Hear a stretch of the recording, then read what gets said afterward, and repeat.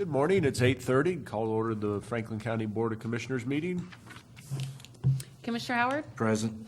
Vice Chair Vinod, Present. Chair Waymeyer, Present. Commissioner Oglesby, Present. Commissioner Dunn. Present.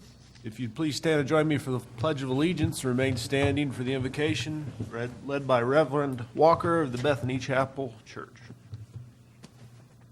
I pledge allegiance to the flag of the United States of America and to the republic for which it stands, one nation, under God, indivisible, with liberty and justice for all.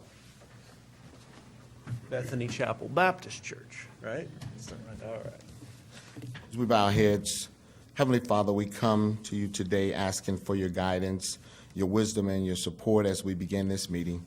Help us to engage in meaningful discussion and allow us to grow closer as a group as we nurture the bounds of this community. Fill us with your grace, Lord God, as we make decisions that might affect this community days and years far beyond us. And continue to remind us that all that we do here today, all that we accomplish is for the pursuit of truth and building harmony and peace here among your people toward the service of this community. Bless this commission and the community as only you can. These and all other blessings we ask in your darling Son, Jesus' name, we pray. Amen and amen. Thank you. Thank you. All right, that brings us to correspondence and organizational business. Do you have anything, or? I don't. Cool. All right. Our first item would be to receive a quarterly update from the Franklin County Development Council. Morning, James. Morning, Commissioners.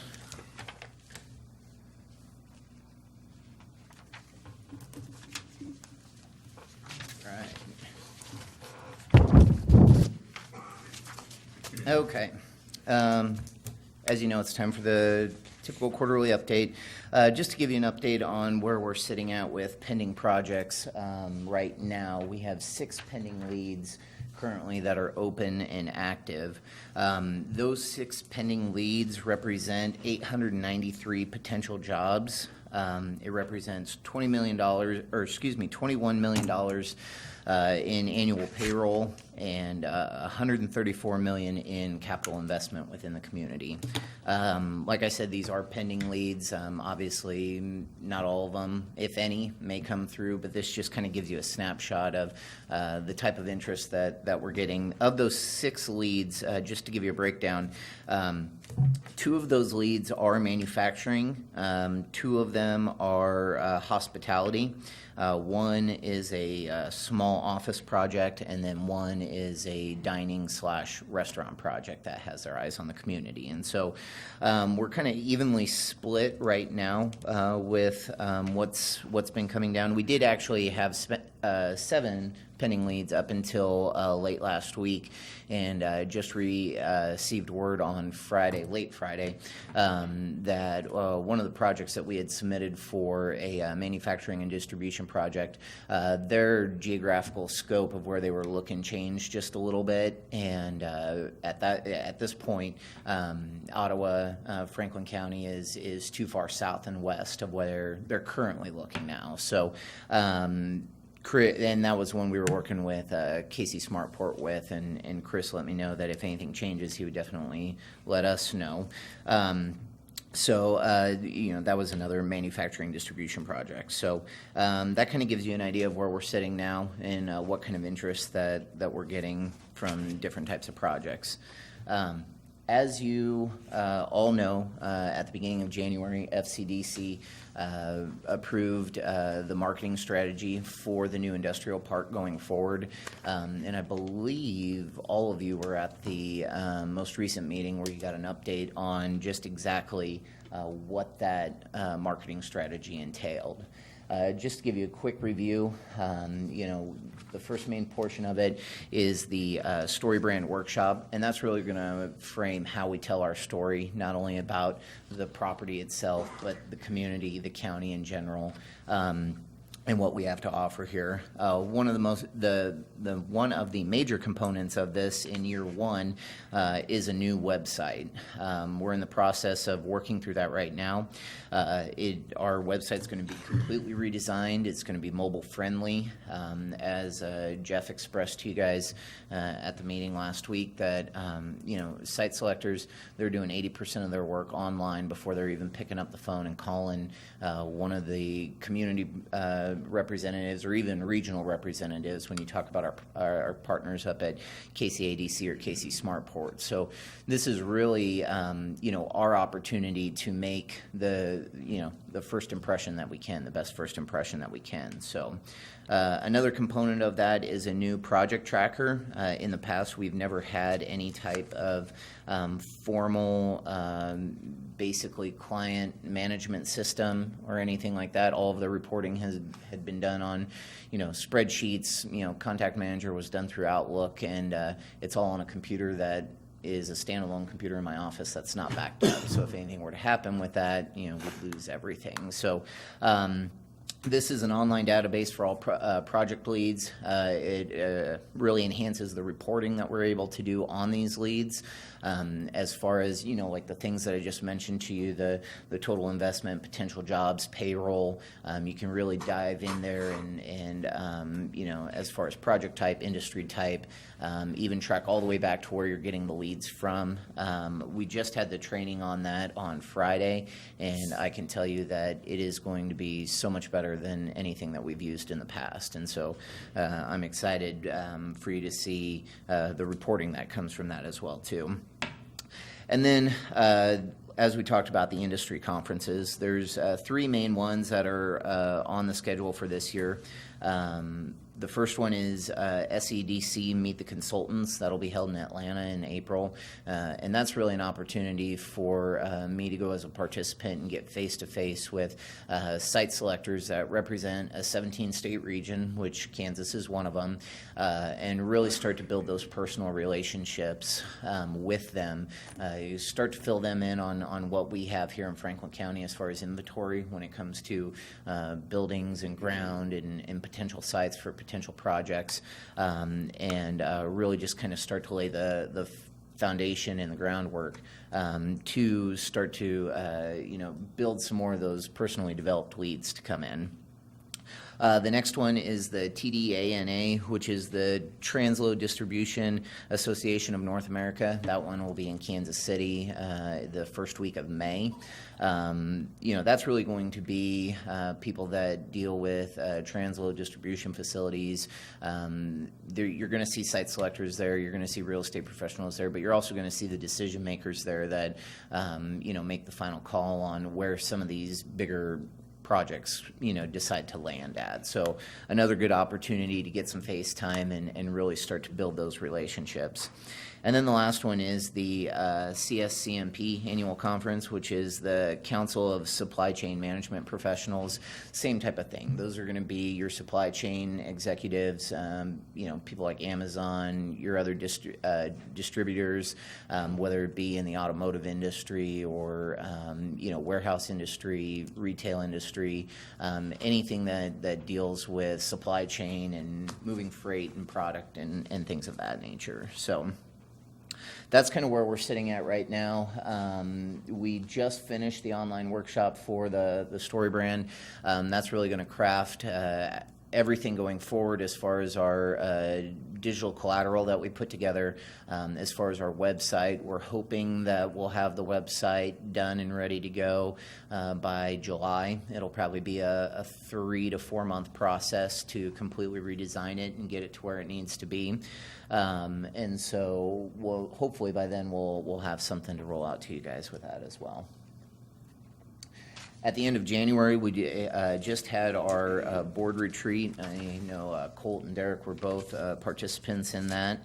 And really what that did was give the board an opportunity to sit down and kind of take a look at where we had been the last 2 years. It had been 2 years since our last one, and the time before that was an additional 2 years, so it was good timing for that. And it really gave us the opportunity to map out where we wanted to go over the next couple years and kind of what we saw our role in the community as far as economic development projects and what we wanted to accomplish. And from that, we reviewed the report that the facilitator gave us at the full board meeting on Thursday. And it really got condensed down into 3 major priorities that we're going to be taking a look at going forward. The first one, which is no surprise, is marketing the new industrial park. That is priority 1, and it's one that we're taking very seriously. And so that's going to take a lot of time and attention over the next couple of years to make sure that we start to see, some project interest out there and eventually get some deals landed, for companies to locate out there. The second one was develop a workforce development plan. We really felt that that was almost as important as number 1, kind of 1A and 1B, so to speak, because if you look at workforce development, you can have the best piece of ground out there. You can have $30 million sunk into it as far as infrastructure and utilities and everything like that. But if you don't have the workforce, the companies aren't going to come. So we feel that that's almost as important as marketing the new industrial park to try and address some of the challenges that the county is facing. Now, we know that the challenges that we've seen, are not exclusive to Franklin County. They're both statewide and really nationwide. But it's still something that we feel that we need to try to address, and we can't just sit back and say, everybody's got this problem, so, there's nothing we can do about it. So we've really taken this step. I've mentioned before working with the DeBruce Foundation out of Kansas City. We've also recently held some roundtable discussions with some of our industrial partners in the North Industrial Park currently. We're looking at having a meeting with additional HR professionals from various industries from around the community to find out kind of, for all the challenges that we're facing, there's obviously some companies out there that are doing things right where, they don't have high turnover and they have high employee morale, and we want to, kind of dig down and find out, what are some of the things that are working. And then the last one is investor relations / retention, and that kind of feeds into business retention and expansion as well, too. One of the main themes that really came about through the whole day was communication, with our members, with the community, just trying to make sure that we're getting as much information out there as we can. Obviously, there's a lot of things that we work on that we can't, put out there for public consumption, but we know that we can do a better job, trying to spread the word on some of these other projects. And really with that comes the business retention and expansion piece. Right now, we don't have a formal business retention and expansion program. It is, simply whenever I have the opportunity going out and visiting with businesses and find out, how are they? Are things going well? What are some of the concerns that they're having? We have no formal way of tracking it. We do know that we want to look into what kind of options are out there as far as being able to do that a little bit better. That way, we're not always just flying blind, so to speak. And all of that kind of helps tie in with future funding as well, too. If we can keep our current members happy, obviously that makes them want to stay members, and we don't lose membership as we go forward.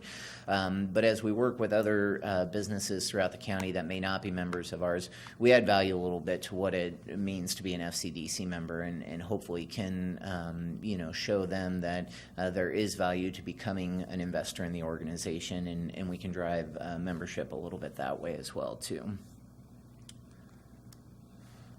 And then just to kind of finish off, these are some of the more top-line things that we're going to be participating in. Sorry about that.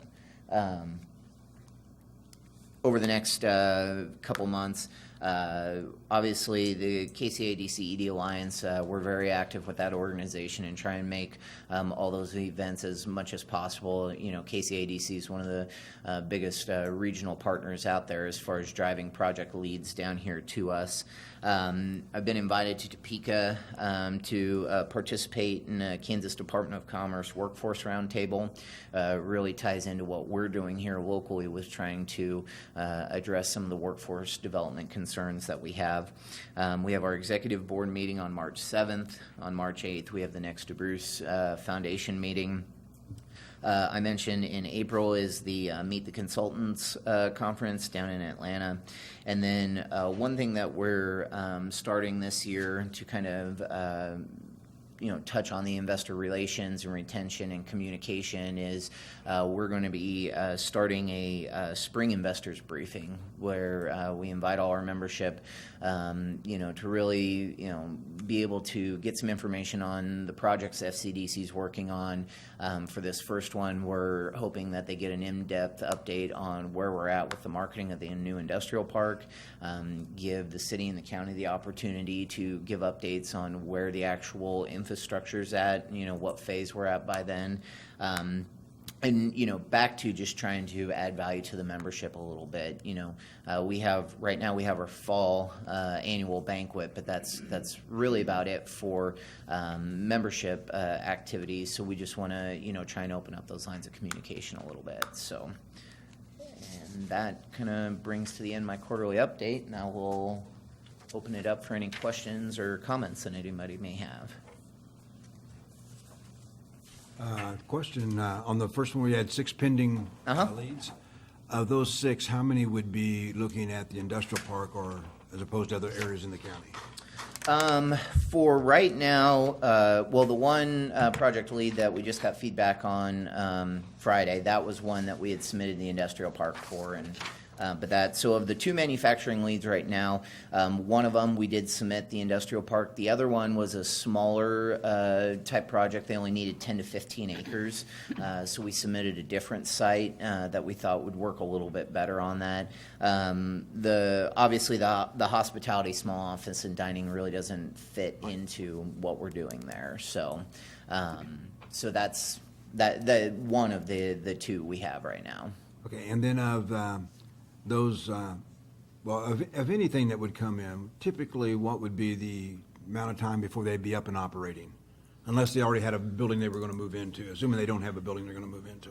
In all honesty, it depends on the lead. The one that we just got feedback on for Friday, for example, we had the information in the initial lead that it was going to be a 2-year construction timeline from the time that they actually decided on the site. That is going to depend in every case.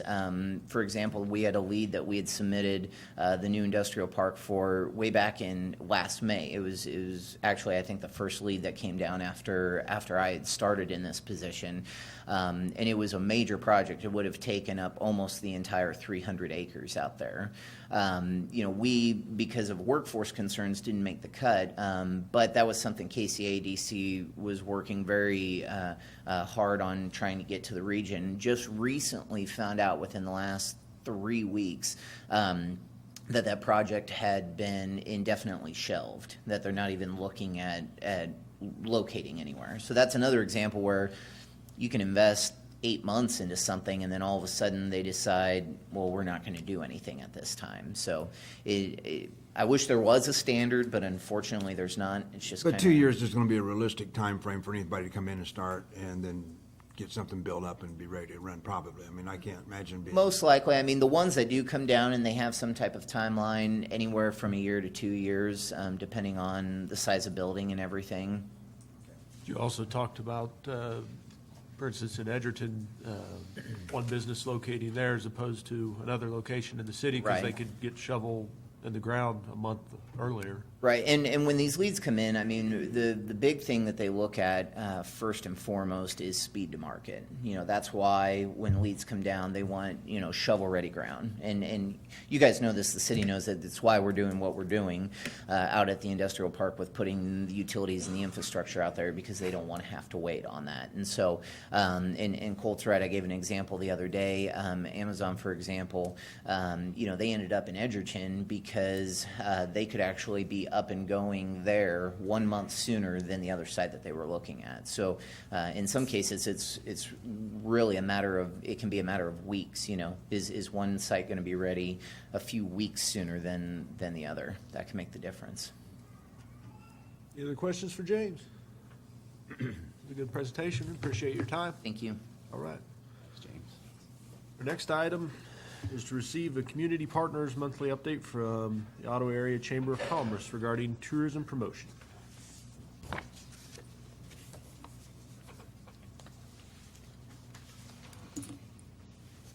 Honorable Commissioners, Honorable Clerk, County Administrator. Our first report of Convention and Visitors Bureau to the county, and want to report that things are up and running, that the transition hasn't been seamless, but we're anxious to keep working and make things and report to you the information that you want. So when we started on January 1, we had a lot of those things that are just kind of mundane in nature. We had to get utilities switched. We needed to bring Susan on as an employee of the chamber, which meant going through chamber policies, looking at health insurance policies, negotiating a deal. So this took up about a week of our time just doing this, these kind of mundane tasks, but they were all very necessary. Additionally, we were getting a lot of requests for promotion in trade magazines and with different organizations, and so being slightly new to both of us, there was a lot to boil down through, both kind of being first day on the job, January 1. Once we kind of got our arms around the situation, it became very important that we inform the volunteers what was going on. The volunteers, you'll notice in Susan's report, which she'll give in more detail a little bit later, but they provided 212 hours of volunteer time in the month of January. And if you just put a $10 an hour number on that, that's $2,000. And so that help is just invaluable, not only in meeting and greeting people as ambassadors of this community, but in addition to helping stock shelves with brochures and those tasks of which Susan doesn't have time to complete because of busy days. So the volunteers are very important in this process. And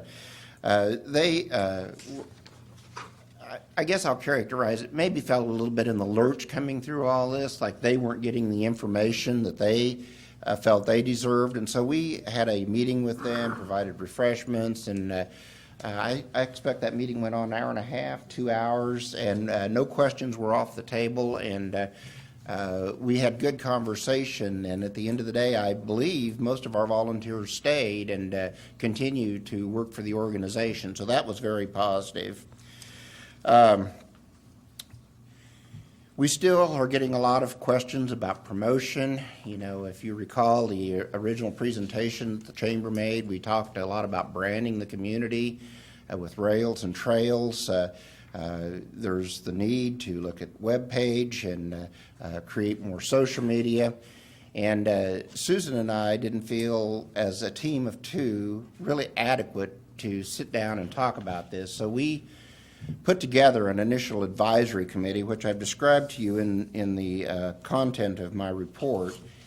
But they are Sheila Robertson, Diane Starstick-Dean, Sharon Geis, Sean Turner, Patricia Clausen, along with Susan and myself.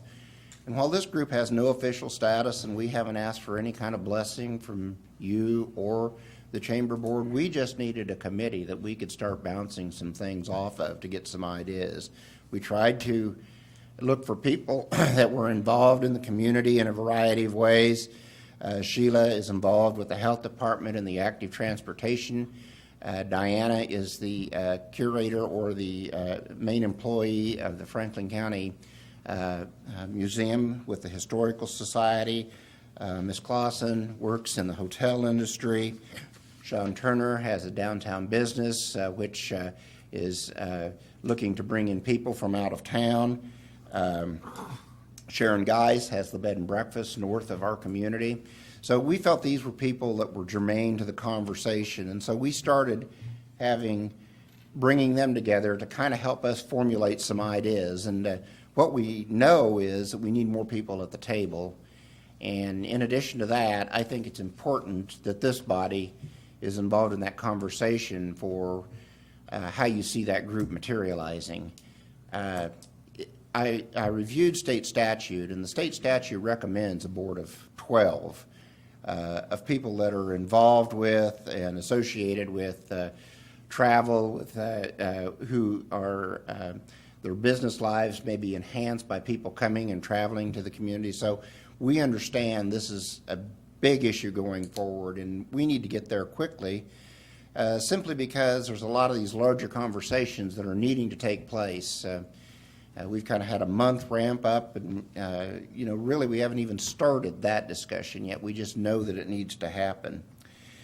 I mentioned resources. Of course, Susan is full-time.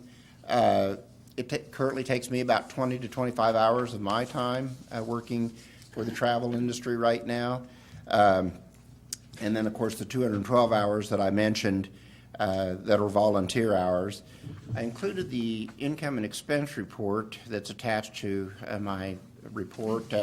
I wouldn't characterize that as normal simply because there was so much ramp up in that. There was no accounting costs, there's no promotion or social branding, which are going to add a whole new dimension to the costs. Things that are kind of tricky to figure out without a long-term agreement are health insurance for employees. Oddly, we don't have a group plan at the chamber, but we do have in our employee manual that we provide that. Sherry and I were just simply on our spouse's plan, and the chamber reimbursed that. But Susan would like to continue with the plan she had. What complicates it is that as soon as I offer that to her, then I have to offer that same plan to Brandon, who is our membership director, because he went full-time January 1. And so it's necessary at some point to get a long-term agreement so that we can negotiate a health plan for full-time employees. We're getting pushed hard. We need to have a community directory. I had a long conversation with the people that provided our last year's directory with the Visitor Center. They can still have it out before September, which in my mind is important. That is when we start showcasing our community with all the events that are taking place in September. They thought if they got started yet this month that they could still have a directory out in the middle of August, which I think is important that happens. Other long-term tasks that need to be completed are creating job descriptions for Susan and then whoever we might enter into with social media and how that would look going forward. I want to share with you an opportunity that has already come up since the first of the year. If you're familiar with the Dirty Kansas bike ride at Emporia, that's become a huge the largest international bike ride in the world in Emporia, Kansas. And they started out with 35 people that rode bikes together. Well, this caught our governor's attention, and our governor asked that group, which is a for-profit organization, if they would promote an event to officially open the Flint Hills Trail from Osawatomie to Council Grove. And so we've had a meeting with that organization, and they want there to be big events in each community. Now, this is already scheduled for October 7th. We've already had conversations with the city about shutting down First Street and how the trail could come through the community. There's a little bit of vacancy in the trail, but by using the dikes and coming down the dikes and going through First Street, we can complete the trail there so that bike ride, it's going to be a bike ride, but also a run, a relay. So you have teams because they're expected to get clear to Council Grove. Now, I'm sure I could probably run from Osawatomie to Council Grove, but most people are going to Most people, yeah, what are you laughing for? Most people are going to be required to have a team, and it's going to be a relay. And so I think this is our first big opportunity. They're already working to make this an annual promotion, and they think this can become as bigger than what they're doing in Emporia, simply because it's not an aggressive ride like the one in Emporia is, which I mean really brings in hardcore. This is more of a family event, and they don't have to complete the entire ride, although if they do, it will be timed. And so this is already an opportunity to start promoting the community and the travel industry through our trails. We've already told them that the Visitor Center would be an excellent place for registration in the community, and so we're already working with them. We need to start working with the Car Club, and we actually have a meeting on the calendar. I believe it's next week, isn't it, Susan, to meet with them for those initial plans. So that's a little bit about what we've done, kind of the 6,000-foot view. I'm going to let Susan talk more about the report that she prepared. At the appropriate time, we can take questions about my report and the financials, but I think let's let Susan give her report and then take questions from the entire group. Good morning. I'm not going to read to you. I know you can do that yourself. The marketing report is what I completed for John. It's just a little background of what happens on a day-to-day basis at the Visitor Center. I think John really touched upon it when he said, you know, the volunteers, we really couldn't operate without them. I have one there right now who's opened up the center for me to make sure that any visitors that are coming are taken care of this morning. So again, I can't be two places at once, but they certainly do more for me than I think people realize. I think one of the things that's interesting on the referrals is it can be used, not only do we need to know why people are stopping, but we need to find out how we can make them stay and come back. And so I think that's going to be really important as we go forward in our branding.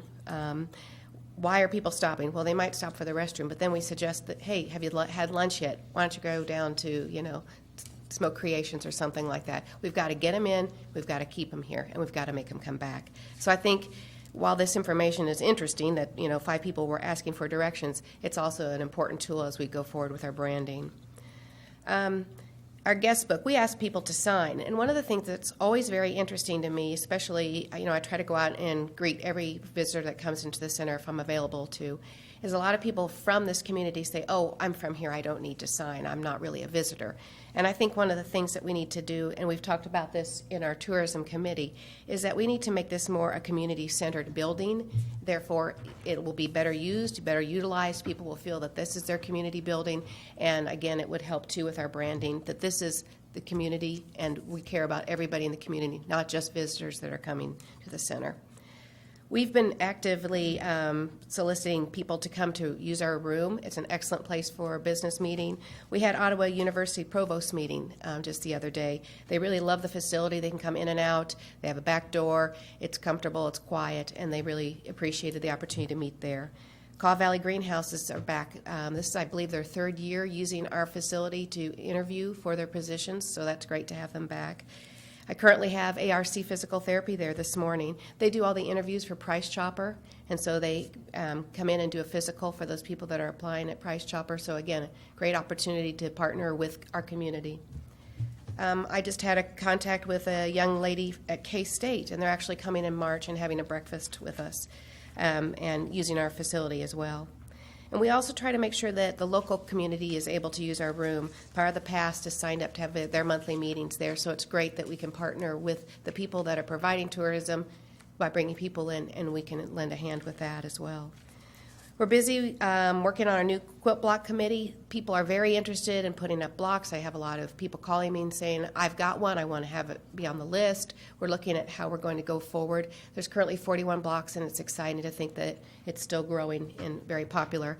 I just was, I'm setting up right now a opportunity for an interview process with, Farm Talk. It's a monthly magazine. They're going to come out and do a quilt block tour, interview some of the individuals. So again, a really wonderful way to showcase our community.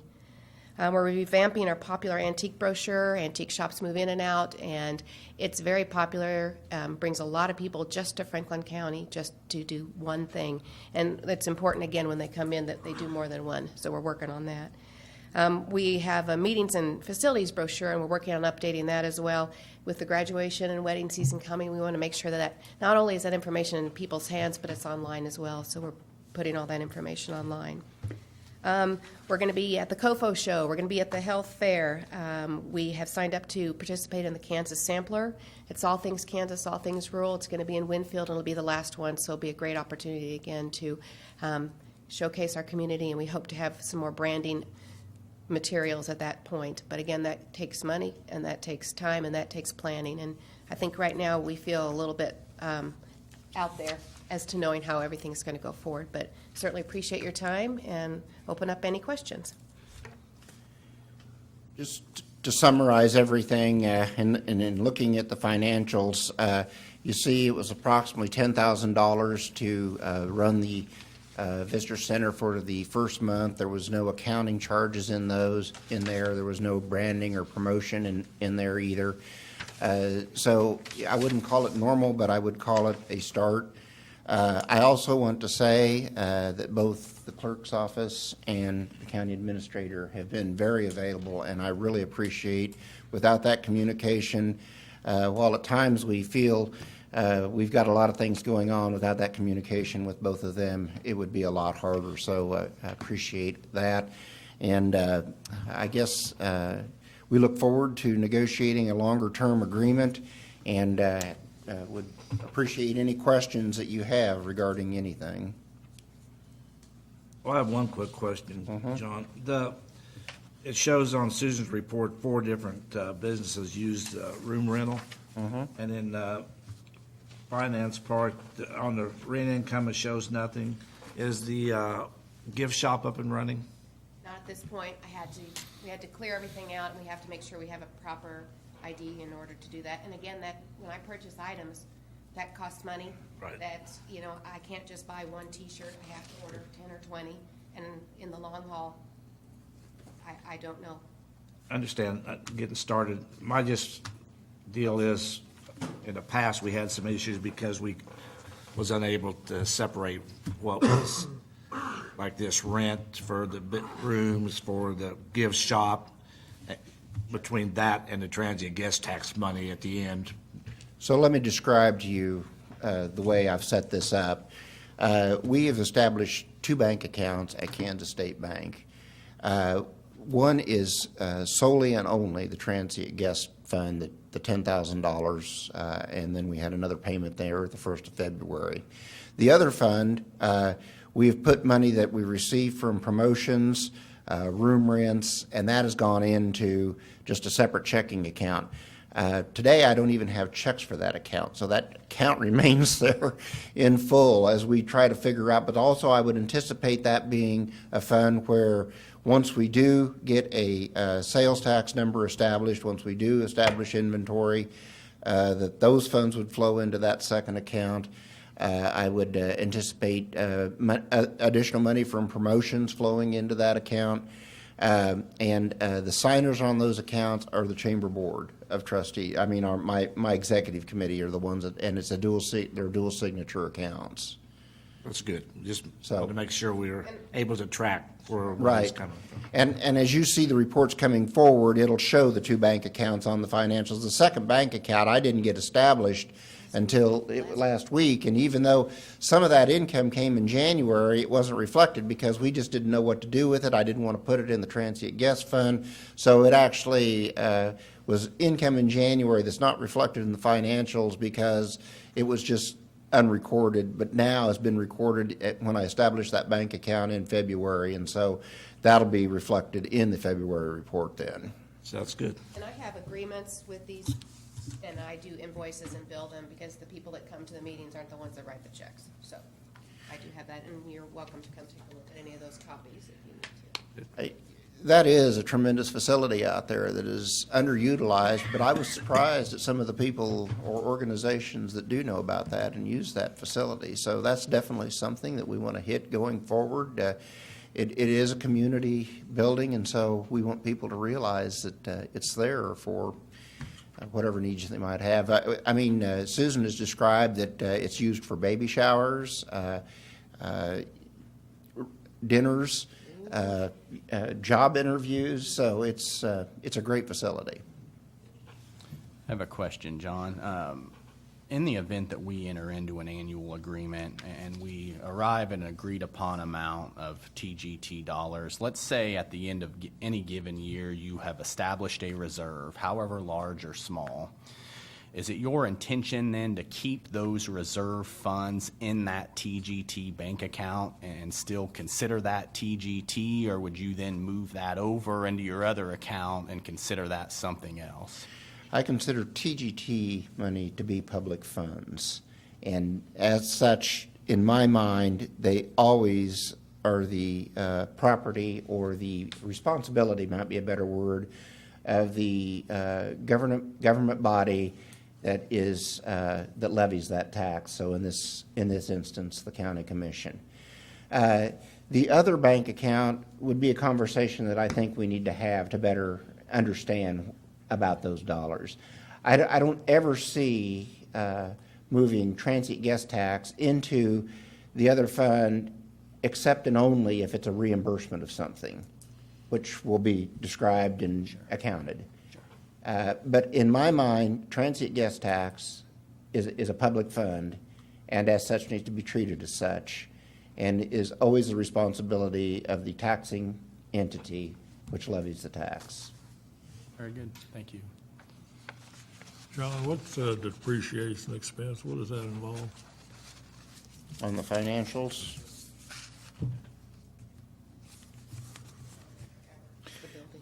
I don't know, Roy. That's a fair question because we don't have a balance sheet other than our cash, so I'll have to find out the answer to that and get back with you. Okay. It was a zero line item, though. Yeah. Just so everybody knows. I suppose it was maybe carried on there at one time as the building, but I mean, obviously you own that, so we wouldn't have any depreciation. There could have been some business equipment on there at one time, but technically that's something we still have to negotiate with the previous organization. We might have to buy some computers going forward. That hasn't been determined yet, but so there could be some office equipment, but yeah, I wouldn't anticipate much of a depreciation expense. Judging by where people are from, this is your snowbird season? It is, it is. We have a map in the visitor center if you've never been there, and it's really fun. People put a pin in there to document where they've come, and we're just right down the I-35 corridor. So we've got a wonderful place to really catch people. John, you indicated that you probably need to start a board of directors, and you're suggesting for us to kind of initiate that then? Well, I think it's something that needs to be talked about as we establish a longer-term agreement, how that board is established and how it's officially appointed. I would like for there to be representation from all the small communities in our county, but I don't know if I can take the responsibility of being the one that finds those individuals. I would like to ask city commissions to make appointments possibly, or talk about how that would work, or what your thoughts are on that. And additionally, how large it needs to be. I mean, I think state statute says 12, but I don't know why it couldn't be larger, or I think it needs to be certain voices at the table when we're talking about the community and how we brand the community and how it looks. So I'm not prepared to make a recommendation this morning. I think it would be also fortuitous if we had a county commissioner that was willing to volunteer simply to hear the conversation firsthand when appropriate. So, And I can speak more to that, Commissioner Dunn. State law does not require that a committee exist. It says that a governing body can create what is an advisory committee. It's not a board of directors, so to speak. And this governing body has elected to do that. We have a resolution in existence that states that we shall create a 12-person committee that shall serve as a tourism advisory panel, basically. That resolution is still in valid force and effect. If we enter into an annual agreement with the chamber, or frankly, if we make other arrangements, irregardless, I would recommend that that committee gets created. And I don't have the requirements, I don't have the resolution in front of me, but I do know that it calls for a county commissioner, it calls for a city commissioner, it calls, I believe, for the administrator and just various other folks. So it would certainly be my recommendation that we participate in that. And if this is something, and I'll talk about this in just a little bit, but if I can get some direction from you all to start working towards a permanent annual agreement, then certainly we can get started on that and start getting those people in place, so. Well, one thing you could do is use the commissioner's map and just say there'll be one from each of the 5 districts. That's a good idea. And that way, that takes in your communities pretty much and areas and whatever else. And if you want to pick some place in there to put somebody in charge of that, I mean, I like that. I was going to go to the city mayors, but there's 5 positions right there. And it sounds like you're not going to have too many more than 5 open positions with the ones that are designated. But at least if you have those 5 areas, you know geographically we are covering those positions. Well, and between John and I think we've received a lot of interest in Yeah. those positions, so I've it'll received be. several people that have volunteered, and then we also asked the group to suggest other names, so we have a list of about, I don't know, maybe not quite 10, but 7 or 8 at least that are interested, so. Well, I think then that way at least you can say, well, they're all, not all 4 going to come from, the city of Ottawa or city of Wellsville or wherever else. They're geographically diverse. And that gives you a little bit of reason to, well, this position is already, we have too many people here, we need somebody from there and keep it covered. But that's just an idea. I just want you to know that we greatly embrace a committee. We spent 2 weeks doing it by ourselves, and once we'd had a couple meetings of this committee, we just felt refreshed to hear, and in some cases, they said, don't spend so much time here, do this. And that's what we need to hear. And so we want to get an advisory group to make sure that we're hearing the community. As far as a I think that's a good long-term, idea. as far as a long-term agreement, I think it was more the chamber's side that was hesitant at first because not knowing for sure what monthly costs would be. That's why we are on a month-to-month. I assume there's a level of comfort now. Well, I mean, a greater level. I mean, we'll have to negotiate what that amount is. So I think that's kind of, Commissioner Waymire, exactly where the negotiations kind of fell apart. And so I think both of us have a greater sense at this point, so. And kind of back to Derek's question, it sounds like no matter what we budget, just throw a number out there, if we were to budget 130 a year and you had a good year, you could get it done for 120. It would be more like possibly how we budget for our internal departments, where that cash carryover would go to next year. It's possibly a way it could work, and that would clear up the problem of a reserve. I mean, in theory, there still would be a reserve as revenues come in. So if you had an unexpected, something bad or good, an opportunity, Right. that would be there. Obviously, this group is responsible for maintenance and things Sure. like that, and we could have discussion about capital purchases such as computers and things like that. There wouldn't be much of that. No, yeah, but We do, our lease on the printer is about to expire, so that is a conversation that we makes need to sense. have, but those types of things. Yeah, and we can basically make it look like anything that you guys, want. If it were something, and something that came up the first time was the expenses associated with the visitor center.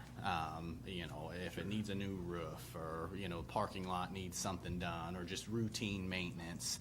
Obviously, the board had a desire to retain some of the TGT money in order to take care of expenses like that, which is understandable. On the other hand, we could contract that to where the chamber could pick that up, and then if the board desired, we could just funnel the TGT money to them for that purposes. So you could wash your hands of it entirely, or you could keep any amount that you see fit, but therein lies where the negotiation occurs.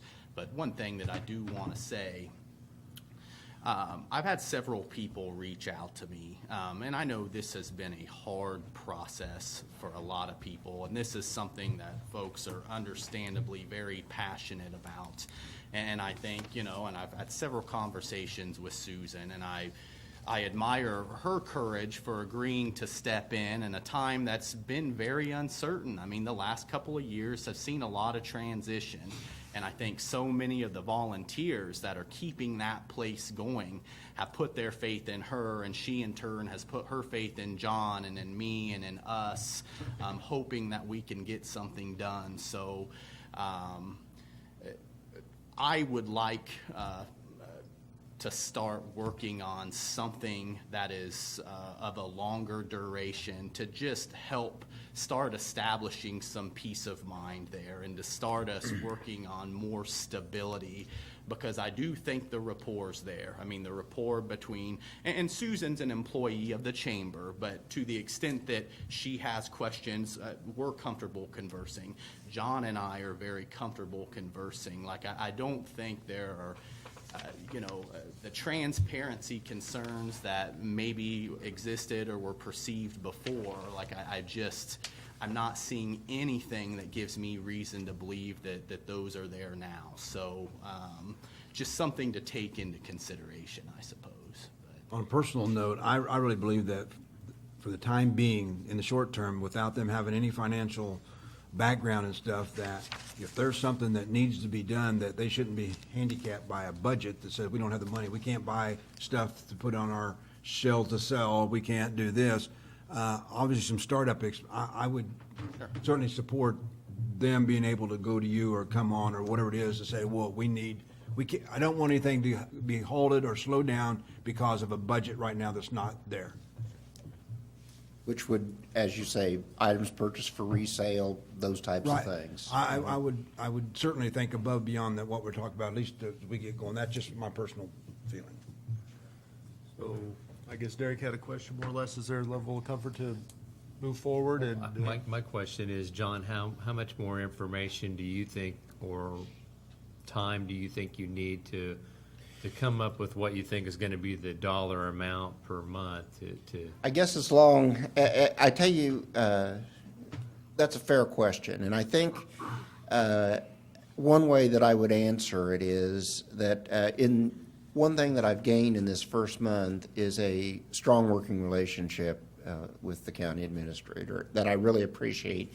So I feel if a situation comes up that seems a little outside the boundaries, that there's the ability to have a conversation, and even if it needs to come back to you. So I think we can negotiate what that amount is and leave it just open on, I mean, if we have opportunities that benefit, that aren't in our budget, that we have the ability to come and have that discussion about appropriate uses for, such as this event going on this fall. Yeah, we don't know how much, We we don't know. You know. absolutely. And I think, sure, it's important to keep this in perspective. We're talking about a one-year agreement that I think we could subject to automatic renewal, but every year we could take another look at it. So if you wanted to,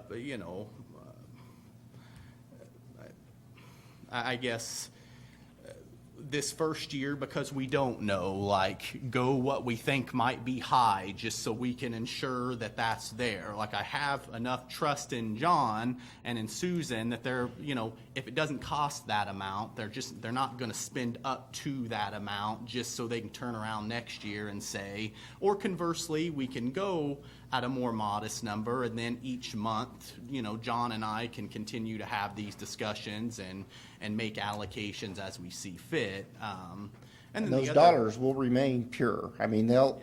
Sure. And the other thing,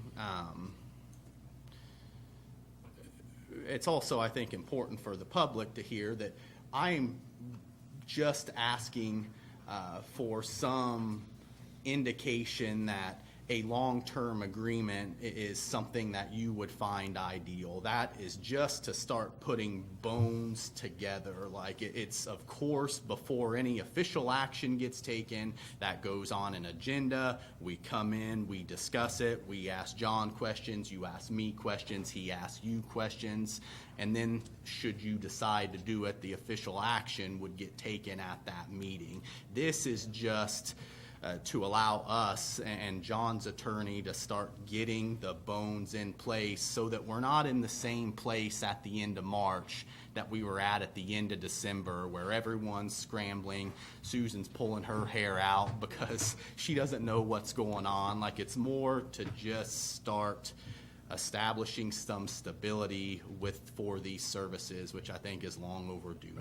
We're almost, we're a week away almost from starting March. That's right. And that's why I'm asking these questions. And it's going to take a little bit of time. So in my opinion, I think it should be a future agenda item, and I would be in favor of us moving forward, I think. So. Thank you. One last question.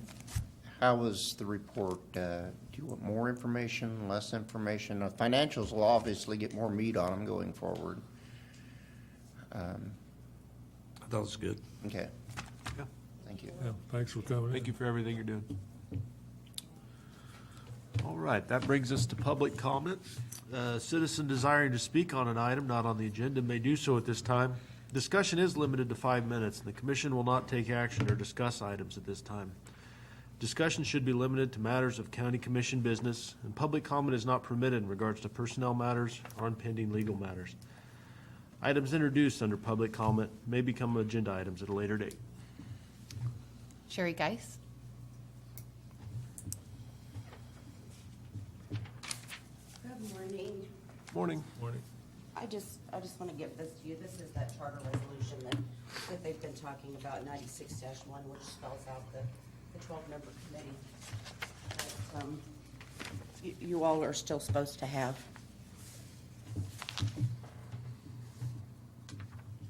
And I guess the first thing I want to start with is, y'all do realize that you're supposed to have a 12-member committee already since 1996. So I would think that that would be something that you would want to start working on right away, is the 12-member committee. Also, listening to John and Susan, you could make that a county department. Susan could become a county employee, and you could keep your transient guest tax without giving it to somebody else, and the expenditures could run through the clerk's office. That's just another option. I'm going to go back to where I was 2 weeks ago and talk about the city has talked about a proposed site for the tax increment finance district out here south of town. This allows the city to get property tax increase money, the tax increment finance money for the improvement of street, water lines, sewer lines, electric, etc. So the city issues bonds and uses the increase in that tax money from that building to pay for those bonds. This allows the city to get all the increase, and the county and the school district gets no increase for up to 20 years. So that motel goes out here and you get no increase in money. The city gets it all to pay their bonds. The school district gets nothing.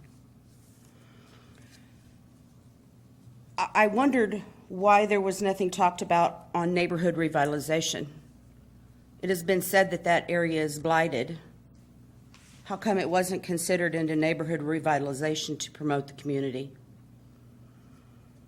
This program requires the owner to pay the taxes, and then they get a rebate. And that rebate is a much shorter period of time than up to 12 years. So the county rebates the money back to the business. It seems that the city wants the Holiday Inn and all of the benefits. The tax increment finance district does nothing for the county or the schools. The neighborhood revitalization program is much shorter. I don't go out there to that area very often, out that way, but when I have been out there on South in I-35, where the Lowe's is, or the Loves is, I believe that area is already in a tax increment finance district. Wouldn't you think it would be nice to put a motel out there? I've seen people walking from there north because there's no motel out there for a trucker to stay at. He can't bring his truck into town to park it at one of the other motels. He has to walk. So have we thought maybe about putting a motel out there by Love's? Have we thought about putting a Golden Corral, an Olive Gardens out there so those people don't have to walk to find some place to stay? Can you imagine being a trucker and it's 20 below and you got to walk from Love's to a motel? They probably stop and think twice about where they're going to stop and stay for the night. You're down to 1 minute. Okay. You guys have talked about the banquet, the meeting room that you want in this motel. We have facilities. We have the Annex, we have Washburn Towers, we have Neosho County Community College, we have the Gobbert Center, Celebration Hall, a new facility that they're working on at Second and Walnut. So what's the big deal about 1,200 square feet that'll hold maybe 60 people? We're not talking about a banquet room where you can go and you can book it and you can have your drinks and your food. We're talking about a meeting room. What is the big deal about that? Thank you.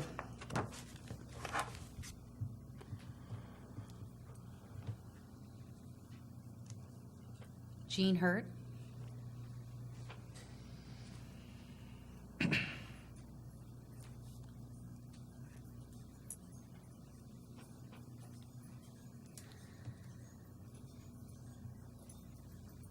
Gene Hurt, 107 Jefferson Street in Pomona, Kansas. I guess I'll start with the words as what Sherry just left off. What's the matter? You guys, you look away from her. I mean, you're all sitting up there now, not even looking out here of who's talking on this podium. What's the matter? You guys not interested in these things? She's got some good ideas and some information there. Somebody ought to pay attention.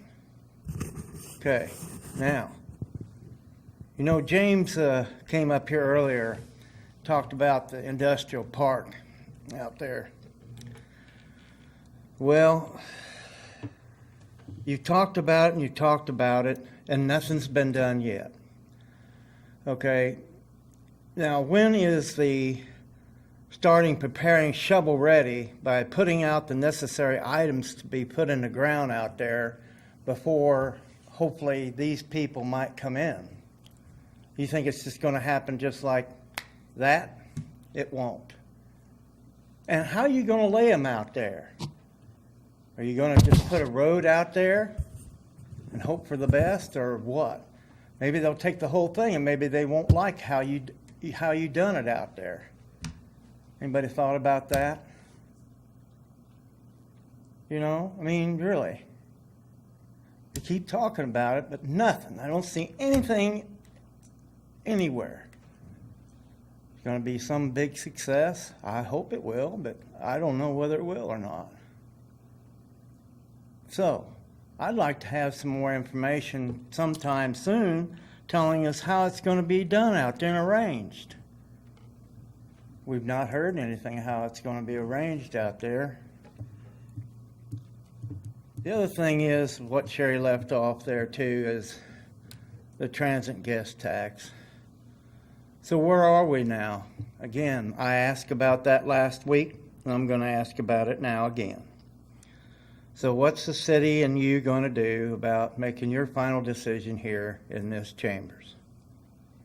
Now, like I said, this has been the third week. Is it going to take another month or so to figure this out? I don't know. It's just a constant deal going over and over the same thing. So I just wish somebody would start doing something. because I agree that transit gas tax should not be being used for a motel. I don't. And you're hurting those motels, you're gonna run them out of business again, as I said before. I wish, and I hope for John Cohen and the people that work out there at the visitation area out there, hopefully they can make it work. I don't know. You know, there's so many things that need to be done on the north side of Ottawa, because you got a park up there. There's a park there, and then that visitor thing's supposed to handle big events, but there's no motels up there. People can go. There ain't nothing there. Or up there on the outside by where I had my business at one time. There's nothing up there. So I think you all should look about that as well, since what Sherry mentioned about the truck drivers having no way staying out there or anything else. So those are my thoughts for this morning. And again, please start putting out some information or a deal out here. How are you going to do this thing out here in the industrial park? Thank you. All right, that brings us to consent agenda. Our consent agenda today would include approving minutes for our February 15th meeting and tax change order in the amount of a negative $7,948.56. Is there a motion to approve the consent agenda? So move. Second. Commissioner Howard? Yes. Commissioner Renaud? Yes. Commissioner Oglesby? Yes. Commissioner Dunn? Yes. Chair Waymeyer? Yes. First item and only item of business would be to consider a motion to approve a KDHE aid to local grant application. Morning, Commissioners. Good morning. Janet and Derek. Sorry, take John's hint. Yes, this is our annual aid to local grant application that goes into KDHE that helps provide support for the primarily clinical programs that we offer. Nothing has really changed with these grant applications other than the immunization action plan has been merged with the maternal and child health program. We report the number of vaccinations provided to our clients all the time, and that's part of a great portion of that are for children, so that makes sense that that's been merged.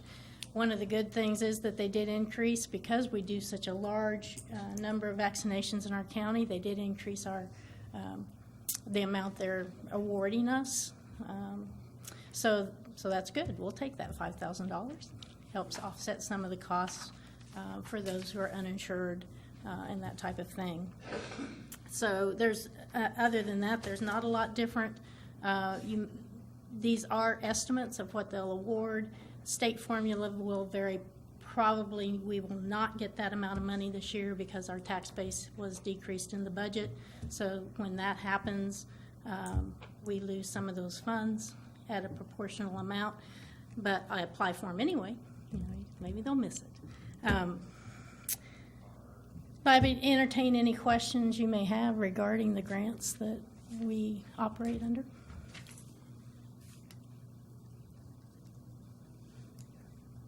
And if none, I'll request approval to submit this application for funding. Good deal. Is there a motion to approve or approve our application submission? Make the motion. Second. Commissioner Renaud? Yes. Commissioner Oglesby? Yes. Commissioner Dunn? Yes. Commissioner Howard? Yes. Chair Waymeyer? Yes. All right. That brings us to staff reports. Yeah, and ironically enough, Gene, I was planning on doing this anyway, but I will give an update on where we're at with the industrial park.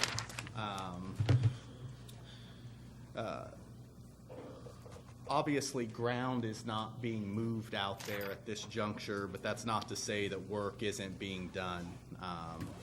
Given the amount of land that we're dealing with out there,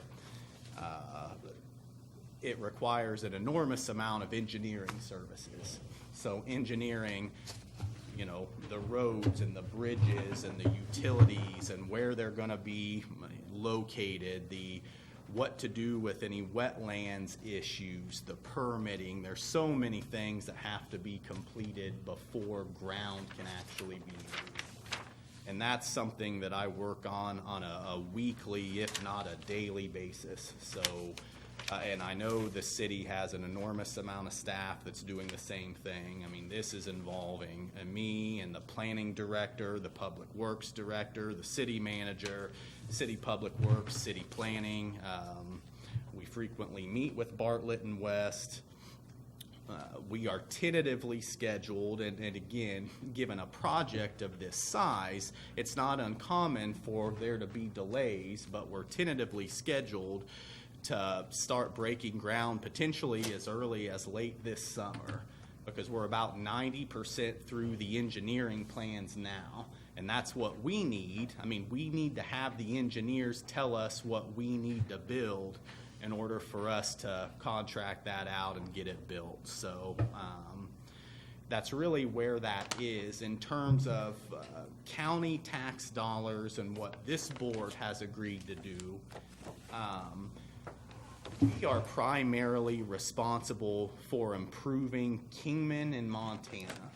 And Kingman and Montana are not gonna be moved, so to speak. So you brought up concerns, Gene, about what if someone wants the whole parcel? Well, and we certainly hope that someone comes and does, but any internal roads, internal to that site, those won't be county tax dollars going to that. We are improving Kingman and we're improving Montana. So really, we have a pretty clear-cut idea of what we have to do as an organization there. So I think it's a fair question, Gene. I think it was a great question. I'm glad you asked it because it's, you know, it's certainly not something that we're trying to shroud in mystery at all. I mean, it is in the works, and we've made a lot of tangible progress over the last few months.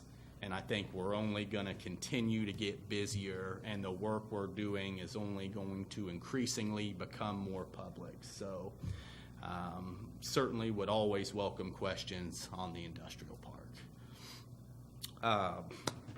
And the only other item I have, and we've spoken about this, and I just got some info, and I'm excited about it.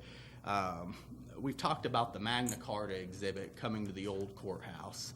Have received some info from John Steelman, and Janet and I have both been in contact with him.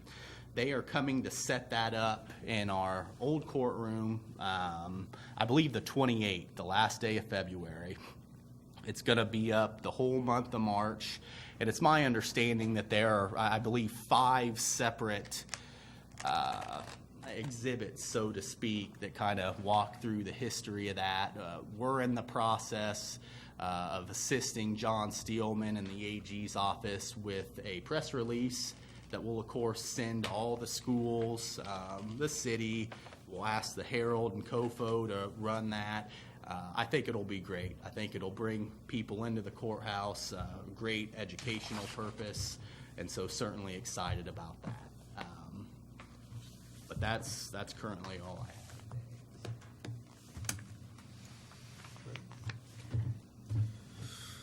Sheriff?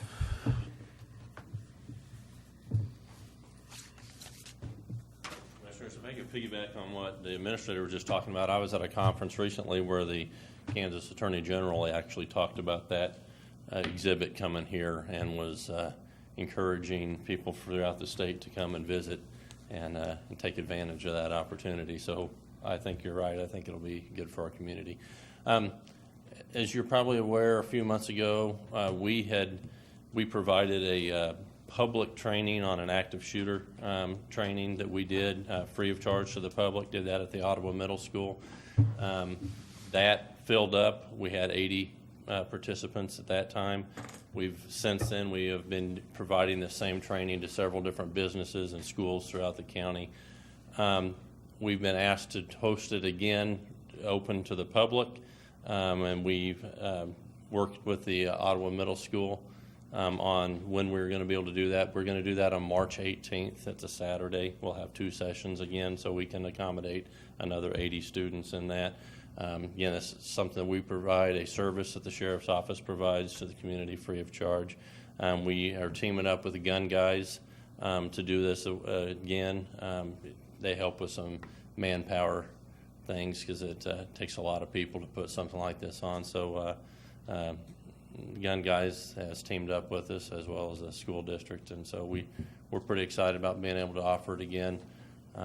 There was a waiting list last time, so hopefully all those people are going to be able, this date will work for them and we'll have it going. So if you guys have any questions for me, I'd be happy to answer them. Thank you. Thank you. Do you have anything? All right. Commissioners' comments, board reports. I mean, I went to one, we all went to FCDC. And just to follow that up, we were at that meeting for the Rock Creek Industrial Park that Bartlett West gave. And for the public who wants information on that, the city did record that on their Facebook Live, and you would be able to go back and hear that presentation so that it's out there in the public for people to watch and to hear exactly what's going on if you wanted information on it. With those 90% drawings, that's what we require, so we have a good firm cost we just piggyback on to know what to finance. It would be irresponsible just to pick a number that we knew was high and borrow that. With those 90% drawings, we know pretty much exactly what we're going to be building, which then we can find out what it would cost, and then we can move on to the financing portion. And the other thing with those 90% drawings is right-of-way acquisition. I was kind of curious to where the, go ahead. I say, since the new roads are 3-lane and wider right-of-way than a gravel road in the county, there's a strip of land on the side that we didn't purchase that we'll have to acquire, and now that we have those drawings and the legal descriptions, we can move forward on that too. So it is an incremental process. Yeah, I'm thinking that James maybe, you know, in any of these construction projects, they all have the big timeline pictures up, the diagrams, and we've had the smaller ones.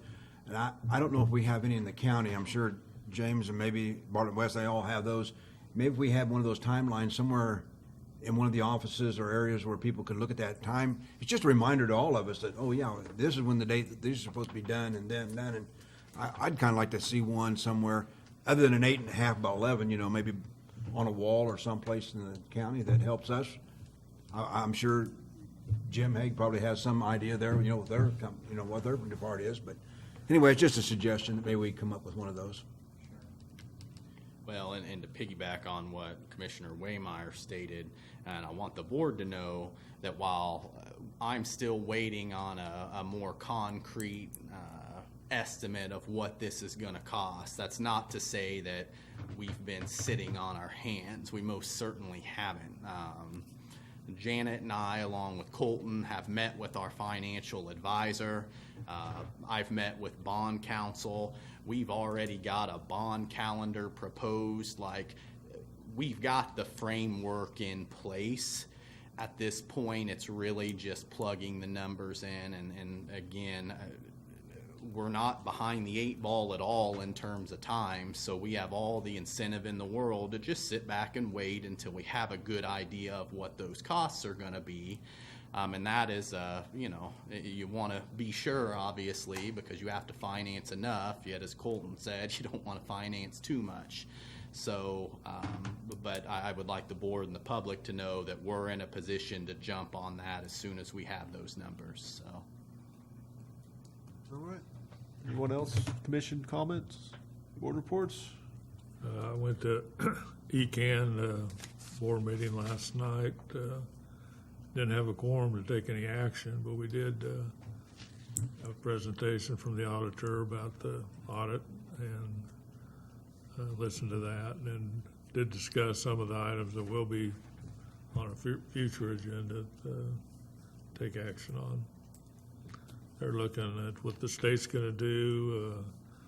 They're real concerned about the Head Start program and you know, of course, funding and that sort of thing, and keeping it going.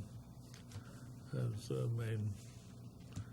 main topics last night. That was it. All right, with that, look for a motion to adjourn. So moved. Is there a second? Second. All in favor? Aye. Any opposed? We're adjourned.